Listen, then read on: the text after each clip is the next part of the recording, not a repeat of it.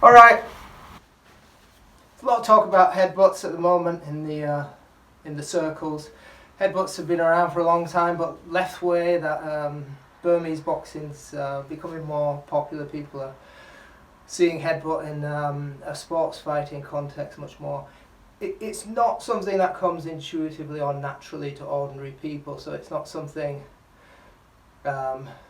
you might talk about in self-defense so much,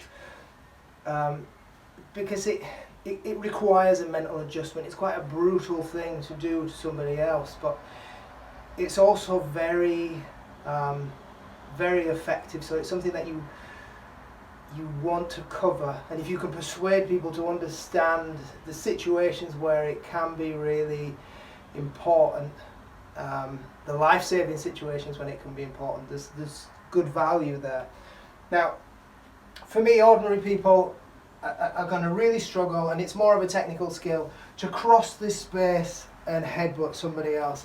That's more of a fighter skill. It's not something that someone who's scared trying to de-escalate a situation is going to do. For me, headbutt's more about that crash, that cover crash concept. Somebody is coming towards me. I've tried to protect my reactionary gap. I've tried to keep them at a distance, but they've come to attack me, or they've come to attack me at a speed that I wasn't prepared for. They've taken me by surprise, whatever.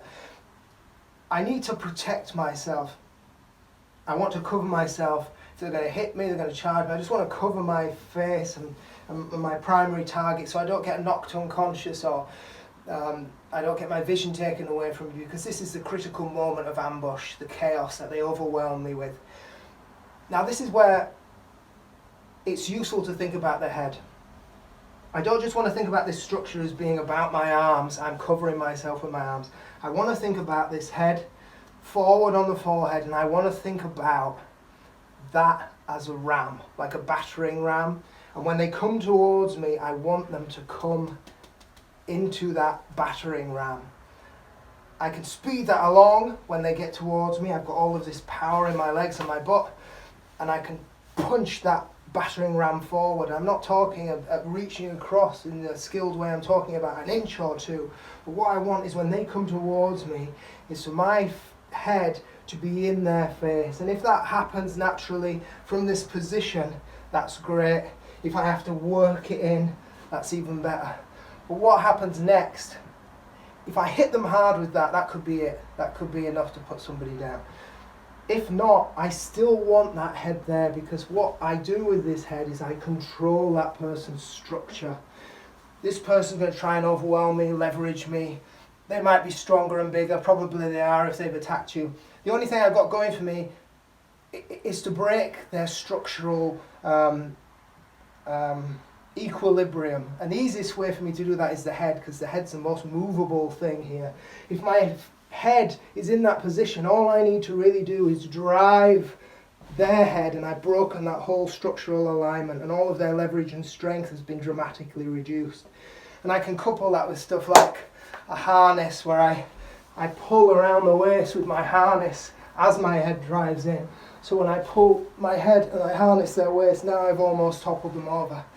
So for me, that's the most important thing.